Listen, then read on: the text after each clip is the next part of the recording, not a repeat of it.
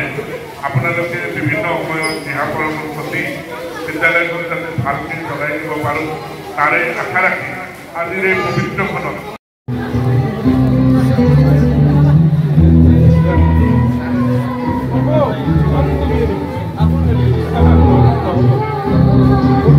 স্বাভাৱিক মই আহ্বান জনাম আগত আৰু 2 দিন আছে আজিৰ দিনক লৈ 2 দিন আছে গতিকে মই আহ্বান জনাম ভুল ত্ৰুটি আপোনালোকে মনিৰীক্ষণ কৰিব এটা অনুষ্ঠান পৰিচালনা কৰিবলৈ যাওঁতে ভুল হোৱাটো স্বাভাৱিক গতিকে মই কৰজনে প্ৰাৰ্থনা কৰিছোঁ আপোনালোকৰ ওচৰত বিদ্যালয়খনৰ যাতে সুনাম অৰ্জন কৰাৰ ক্ষেত্ৰত সুনাম ৰখাৰ ক্ষেত্ৰত মই সমাজৰ ব্যক্তি ছাত্ৰ ছাত্ৰী শিক্ষক মণ্ডলী কৰ্মচাৰী আৰু উঠি অহা যুৱ চামক মই আহ্বান জনাইছোঁ আহক আমি একেলগে ডক্টৰ জাকিৰ হুছেইন উচ্চতৰ বিদ্যালয়খনৰ সোণালী জয়ন্তী উৎসৱৰ যোগেদি জাকিৰ হুছেইন উচ্চতৰ মাধ্যমিক বিদ্যালয়ৰ সুনাম আমি চুকে কোণে অসমৰ চুকে কোণে বিয়পাই দিবলৈ যাতে সক্ষম হওঁ মুৰব্বীসকলে কোৱা শুনিছোঁ মাজলচৰৰ সন্মানীয় শাবান আলী চৰকাৰ চাহাব বাগমাৰাচৰৰ মাধু ফকীৰ চাহাব কালাদিয়া গাঁৱৰ আবুল হুছেইন চাহাব বা নিচানঞ্চলৰ হাজী আব্দুল আৰু উছমান মনি চাহাব তেওঁলোকৰ যথেষ্ট বাহিৰা সমাজৰ হ'লেও তেওঁলোকে যথেষ্ট সহযোগিতা কৰিছিল এইটো সকলোৱে অৱগত আমি ডক্টৰ জাকিৰ হুছেইন উচ্চতৰ মাধ্যমিক বিদ্যালয়ে 50 বছৰ অতিক্ৰম কৰাৰ পিছত আমি ইয়াৰ সোণালী জয়ন্তী উৎসৱ 3 দিনীয়া কাৰ্যসূচীৰে আৰম্ভ কৰিছিলোঁ কিন্তু আমাৰ যুৱ প্ৰজন্মৰ হাৰ্টথ্ৰব হিয়াৰ আমঠু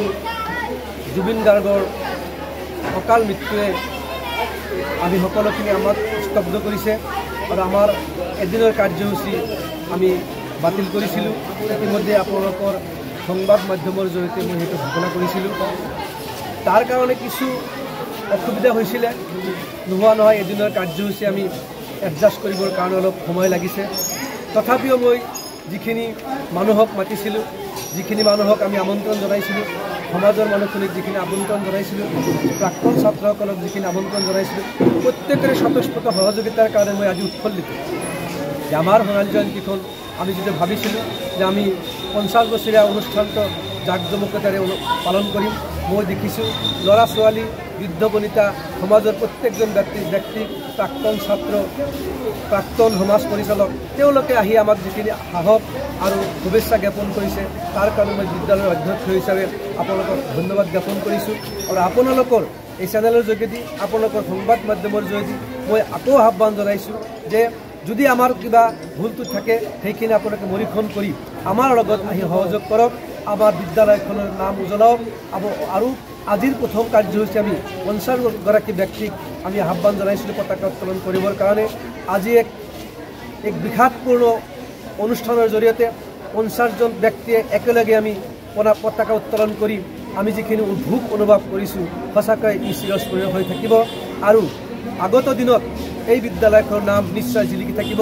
অহাকালি আমাৰ দুদিনীয়া